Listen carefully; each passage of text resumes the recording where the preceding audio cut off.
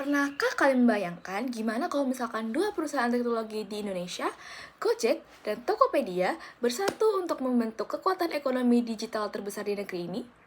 Halo semuanya, pada kesempatan kali ini kelompok kami akan membahas salah satu peristiwa Rising Capital paling fenomenal di Indonesia dalam 3 tahun terakhir, yaitu IPO PT Goto Gojek Tokopedia Tbk atau yang lebih dikenal dengan Goto Group.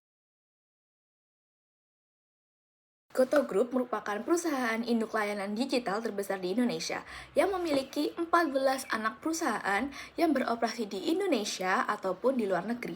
Perusahaan ini memiliki 3 utama layanan, yaitu Gojek yang berfokus kepada layanan transportasi, Tokopedia yang berfokus kepada layanan e-commerce, dan yang ketiga ada Goto Financial yang berfokus kepada layanan penyedia jasa keuangan.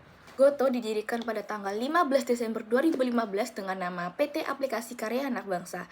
Pada tahun 2021, Gojek secara resmi bergabung dengan Tokopedia. Dan dari sinilah lahir ekosistem digital terbesar di Indonesia yaitu Goto Group. Mereka memiliki misi memberdayakan kemajuan dengan menyediakan teknologi yang membantu masyarakat untuk mengakses dan berkembang dalam ekonomi digital. Saat ini layanan Goto telah diakses oleh lebih dari 55 juta pengguna di Indonesia. Kami memilih Goto sebagai topik pembahasan kali ini karena beberapa alasan berikut. Yang pertama, skala penghimpunan dana yang besar.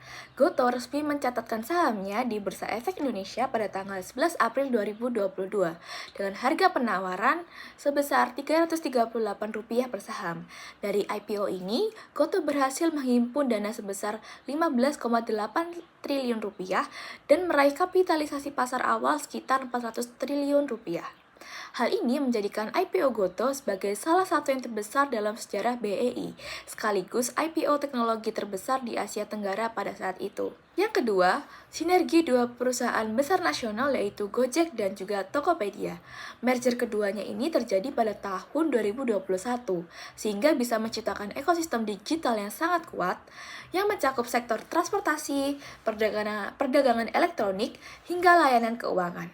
Sinergi ini menunjukkan bagaimana perusahaan lokal mampu bersaing dengan pemain global seperti Grab ataupun Shopee. Alasan ketiga, IPO Goto menjadi fenomenal karena melibatkan sekitar 300.000 investor retail. Goto memberikan kesempatan kepada mitra pengemudi, pedagang, dan pengguna untuk memiliki saham melalui program Saham Gotong Royong. Program ini menjadi contoh inovasi sosial di pasar modal, di mana perusahaan digital tidak hanya menghimpun modal, tapi juga berbagi kepemilikan dengan komunitas yang membantu pertumbuhannya. Yang keempat, IPO Goto memiliki dampak besar terhadap perkembangan pasar modal nasional. Kesuksesan ini memperkuat kepercayaan investor terhadap potensi sektor teknologi Indonesia, sekaligus mendorong banyak startup lokal untuk mempertimbangkan IPO sebagai alternatif pendanaan. Peristiwa ini juga memperluas basis investor dan memperkuat posisi Indonesia sebagai pusat ekonomi digital di kawasan Asia Tenggara.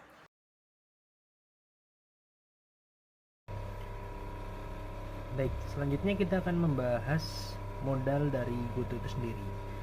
Pada fase awal, Goto sebagai perusahaan private, angel investor dan investor ekuitas tahap awal mereka itu sebenarnya menanggung resiko yang sangat besar gitu. Oleh karena itu, bagi Goto, sumber pendanaan itu sebenarnya menuntut biaya modal yang paling mahal. Ini bukan berupa bunga, bukan berupa utang, tapi berupa dilusi kepemilikan saham yang signifikan dan ekspektasi return yang sangat tinggi dari investor mereka. Imbalan bagi Goto, jadi Goto ini punya imbalan dari resiko itu adalah modal awal yang besar di masa-masa krusial tanpa kewajiban bayar tunai seperti hutang dan sebagainya. Sering pertumbuhan dan menjelang IPO, saham ekuitas dan investor pra IPO tetap menjadi sumber utama. Biaya modalnya masih tinggi tapi lebih rendah daripada angel investor karena resiko perusahaan sudah menurun dan valuasi Goto sudah meningkat. Biaya utamanya tetap dilusi dengan imbalan modal yang tetap besar yang dapat langsung diinvestasikan untuk pertumbuhan bagi perusahaan mereka. Sementara itu untuk obligasi atau utang memiliki biaya modal yang lebih terstruktur dalam bentuk kewajiban bunga wajib yang harus dibayarkan secara berkala. mayoritas perusahaan teknologi pra IPO seperti Goto itu tidak cenderung menghindari utang karena mereka itu bisa menambah beban biaya tetap mereka sehingga perusahaan itu tidak bisa fleksibel. Jadi daripada mereka mengambil utang, mending Goto itu lebih berfokus pada pertumbuhan. Goto itu memiliki ekuitas karena memberikan fleksibilitas tanpa beban. Kas meski harus dibayar dengan dilusi yang bisa dibilang tinggi dan ekspektasi return yang masif dari para investor. Struktur modal Goto pra IPO didominasi oleh ekuitas untuk memaksimalkan pertumbuhan mereka yang bisa dibilang ekspansif.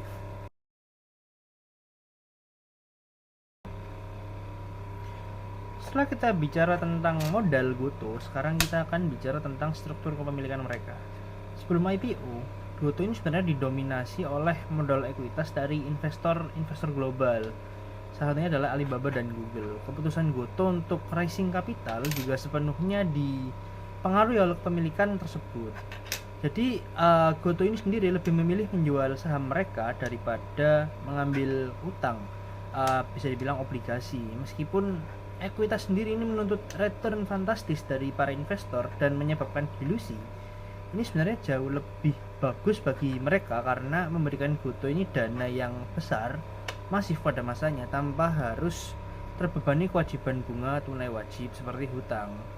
Sehingga arus kas mereka itu sebenarnya bisa lebih difokuskan pada pertumbuhan dan ekspansi perusahaan yang lebih agresif. Terus kunci utama mereka apa untuk memuluskan raising capital ini? Jadi kunci utama mereka itu sebenarnya ada di skema saham mereka, yaitu skema saham dengan hak suara multiple (SDHSM). Struktur ini itu menjamin bahwa meskipun pendiri Goto itu harus menjual saham mereka dan persentase kepemilikan saham juga mereka juga terdilusi, mereka tetap memegang kendali mayoritas hak suara dan arah strategis perusahaan. Kepastian ini juga yang menjadi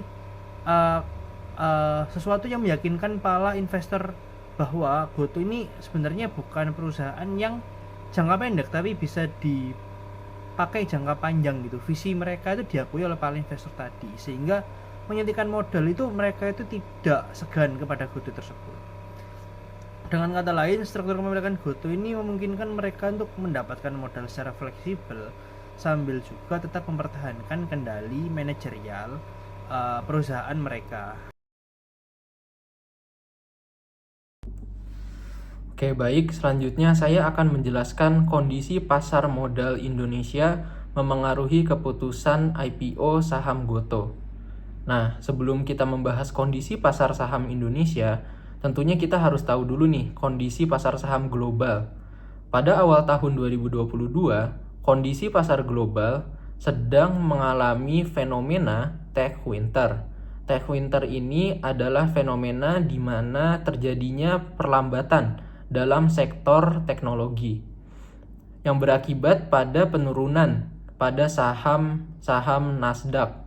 Nah, saham Nasdaq ini adalah kumpulan saham yang bergerak di bidang teknologi. Contohnya pada saat itu perusahaan-perusahaan yang sudah IPO duluan seperti Grab yang di Amerika dan juga Bukalapak di Indonesia itu mengalami koreksi yang cukup tajam. Tentunya melihat hal ini, melakukan IPO pada kondisi pasar global itu kondisi yang lumayan berisiko. Nah, tetapi terjadi kebalikan pada pasar saham Indonesia. Pasar saham Indonesia pada saat itu sedang mengalami bullish atau sedang naik. Bahkan waktu itu sempat mencetak all time high berkali-kali. Nah, kenapa ini bisa terjadi?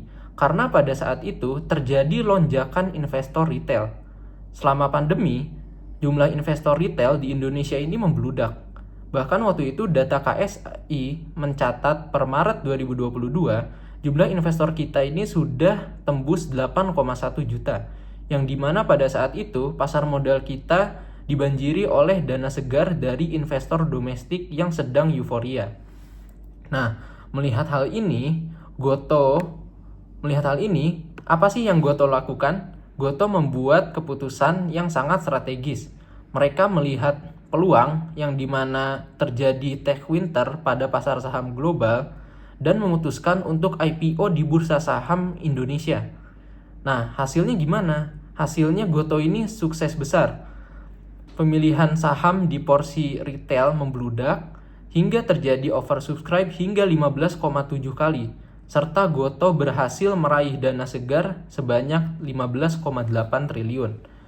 Kesimpulannya, pilihan Gotoh untuk IPO di pasar saham Indonesia adalah keputusan yang sangat tepat. Gotoh mengabaikan sentimen buruk global dan fokus untuk IPO pada saham Indonesia. Sekian.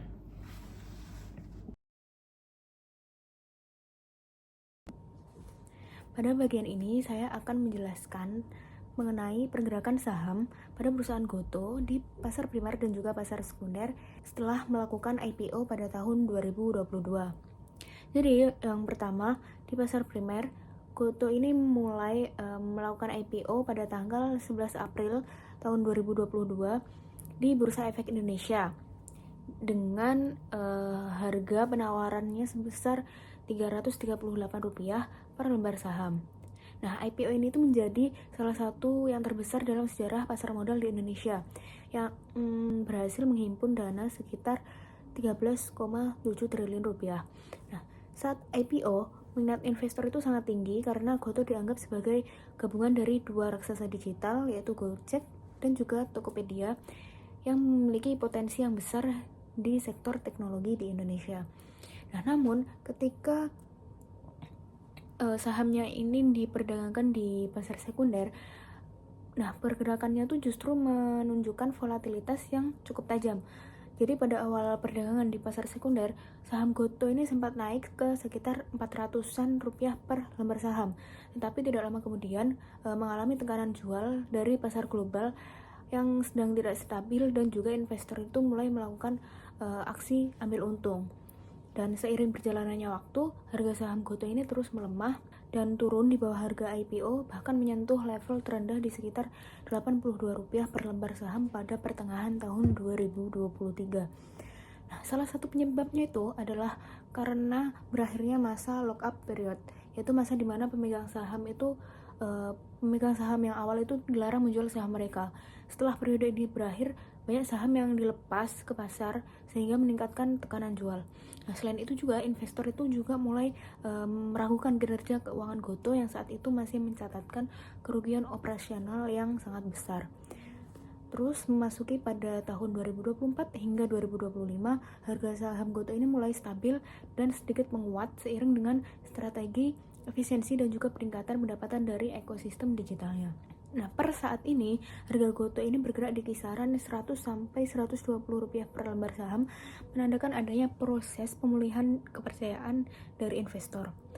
Nah, jika dilihat dari grafik, titik garis hijau itu menunjukkan harga IPO di pasar primer itu sebesar Rp338.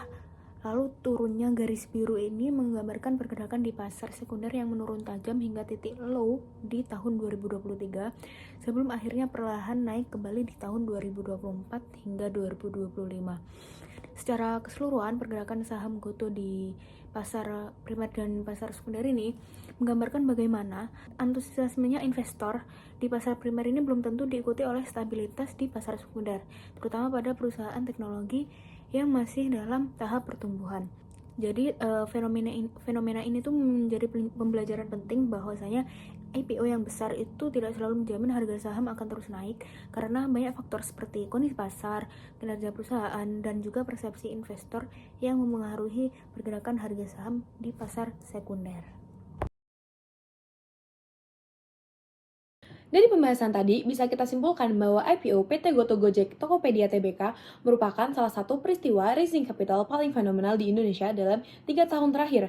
Dengan nilai penggalangan dana mencapai lebih dari 15 triliun rupiah, Gotoh bukan hanya mencetak sejarah di Bursa Efek Indonesia, tetapi juga menunjukkan bagaimana perusahaan digital lokal mampu bersaing di tingkat Asia Tenggara. Nah, keputusan Gotoh untuk melakukan IPO di tengah kondisi pasar global yang lesu justru menjadi langkah yang sangat strategis. Di saat banyak saham teknologi dunia melemah, pasar modal Indonesia sedang berada di fase bullish dengan lonjakan investor retail yang luar biasa. Hal inilah yang membuat IPO Gotoh mendapatkan sambutan besar dari publik. Namun, perjalanan Gotoh setelah IPO juga memberikan pelajaran penting. Euforia di pasar primer tidak selalu menjamin kestabilan di pasar sekunder. Turunnya harga saham hingga di bawah harga penawaran awal menunjukkan bahwa profitabilitas dan efisiensi operasional tetap menjadi kunci utama untuk menjaga kepercayaan investor. Nah, dari sini kita bisa menarik beberapa rekomendasi manajerial. Yang pertama, memperkuat efisiensi dan profitabilitas jangka panjang. Gotoh perlu fokus pada peningkatan efisiensi operasional dan mempercepat langkah menuju profit agar kepercayaan investor terus pulih. Yang kedua, mengelola ekspektasi investor secara transparan. Komunikasi rutin terkait strategi bisnis, proyeksi pertumbuhan, dan progres keuangan akan membantu menstabilkan persepsi pasar dan mengurangi volatilitas saham. Yang ketiga, diversifikasi sumber pendanaan. Setelah IPO, Gotoh dapat mempertimbangkan kombinasi equity dan debt financing dengan porsi terukur untuk mengurangi dilusi kepemilikan sekaligus menjaga struktur modal yang sehat. Yang keempat, optimalkan nilai sosial dan komunitas. Program seperti saham gotong royong dapat terus diperluas untuk memperkuat loyalitas penggunaan dan mitra, dan juga untuk menciptakan citra perusahaan yang inklusif dan berorientasi masyarakat.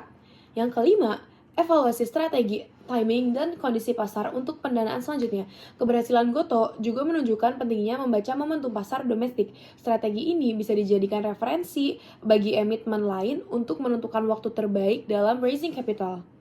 Nah, sekian pembahasan kami tentang IPO Gotoh, fenomena besar yang tidak hanya mengubah wajah pasar modal Indonesia, tetapi juga menandai babak baru ekonomi digital di negeri ini. Terima kasih.